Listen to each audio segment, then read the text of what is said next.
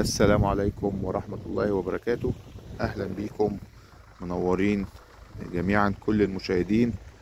نضغط لايك بعد إذنكم للفيديو واشتراك في القناة، فضلا وليس أمرا. بنتابع النهاردة معاكم القمح. طبعا نزلنا فيديوهات قبل كده للقمح، هو في بدايته عمر 10 و20 يوم و30 يوم و40 يوم، وكنا بنصور معاكم سواء في لايفات أو فيديوهات. النهاردة بنصور في اليوم 89 للقمح. طبعا بيبدأ القمح في الوقت ده يبدأ يطلع السنابل، ولكن يعني لسه أيام إن شاء الله وهتلاقيها طالعة. طبعا هو في بدأ يطلع يعني، فبنتابع كده الزرعة، بنتابع القمح، بنشوف الورق بتاعه، الورق فيه مشكلة، الورق فيه حاجة، لو فيه طبعا أمراض بيبدأ تظهر في الورقة. طول ما الورقة خضرة معاك كده فكده القمح الحمد لله يعني تمام، مفيش فيه أي حاجة غلط. يعني أحيانا ممكن يظهر معاك مرض الصدأ، ولكن الحمد لله مفيش حاجة، ما ظهرش يعني لسه.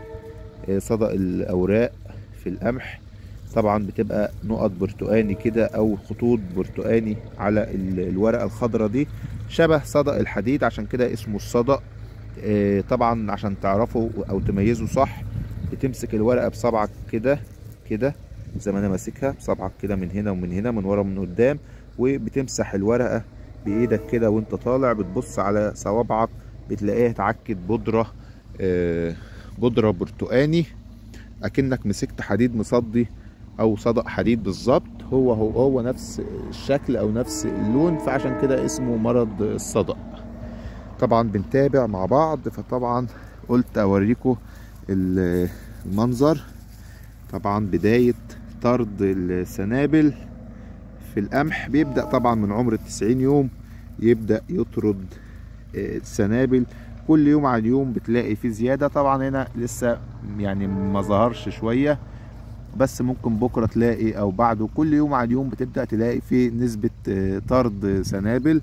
طبعا السنبلة بتبدأ تلاقي العود زي ما انت شايف كده، ممكن يبقى فيه انتفاخ او تخن شوية كده من احد الجوانب، يعني تحس اللي هو بادئ فيه تخن كده. طبعا السنبلة بتبقى بتطلع من تحت لفوق كده، فطبعا هنا دي سنبلة اهي بس لسه في البداية.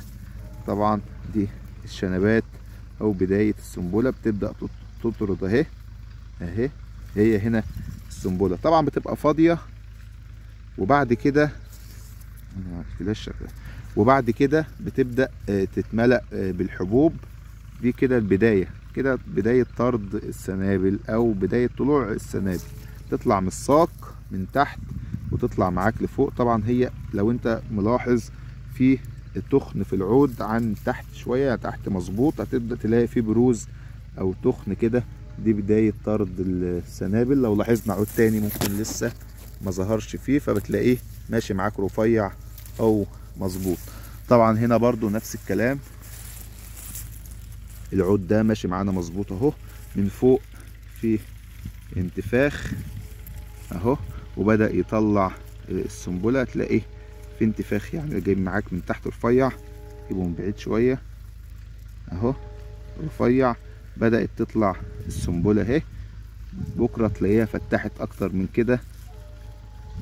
حبيت اوريكم شكل السنابل وهو لسه طالع. طبعا احنا لسه بدري، بس طبعا كل يوم عن يوم هتلاقي فيه زيادة، بتطلع سنابل بتفتح.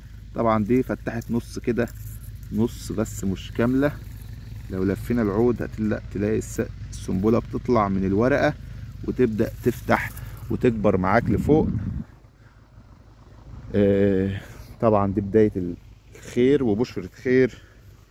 طبعا بيستناها الفلاح او المزارع، بشرة خير، وبتبقى فرحة بداية طرد السنابل وبداية طلوع السنابل. ربنا يجعلها